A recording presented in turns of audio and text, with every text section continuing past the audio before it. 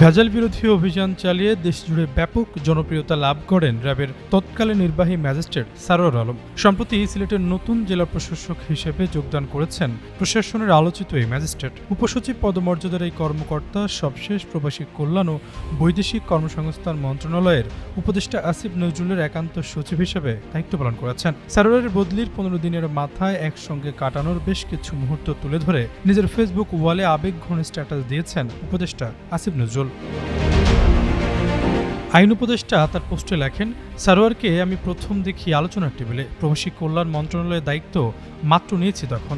Conference রুমে বিশাল লম্বা টেবিলে বসে আমি উত্তেজিতভাবে কি করতে হবে তা বলি। কারোর মধ্যে তেমন আগ্রহ দেখা যায় না, শুধু মাঝারি আকৃতির আমারই মতো সাদামাটা একজন সারাক্ষণ উৎসাহ দিয়ে মতামত জানাতে থাকে। সিদ্ধান্ত নিলাম সেই হবে আমার পিএস। অল্পদিনের মধ্যে বুঝতে পারি এটাই হচ্ছে একসময়ের বিখ্যাত সারোয়ার। আইন উপদেষ্টা আরও লেখেন, সরকারি অফিসাররা সাধারণত কাজ করেন যান্ত্রিকভাবে, বাড়তি কাজ বা সংস্কার নিয়ে খুব একটা আগ্রহ নেই তাদের।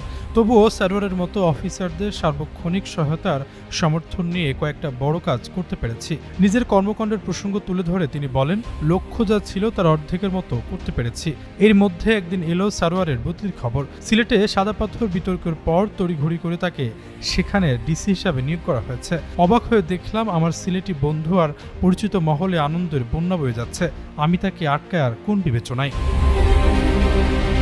আলোচিত এই কর্মকর্তাকে প্রশংসায় ভাসিয়ে আসিফ নজরুল লেখেন, র্যাবের ম্যাজিস্ট্রেট হিসেবে অভিযান পরিচালনা করে একসময় দেশে জুড়ে প্রশংসা পেয়েছিল সারোয়ার আলম, কিন্তু এতে ক্ষুব্ধ হয়েছিল শক্তিশালী দুর্নীতিবাদ চক্র। তার প্রমোশন আটকে দেওয়া হয়, গুরুত্বহীন পদে বদলি করা হয় প্রবাসী মন্ত্রণালয়ে। মনমরা হয়ে সারাক্ষণ সারোয়ার বসে থাকতো তার কক্ষে।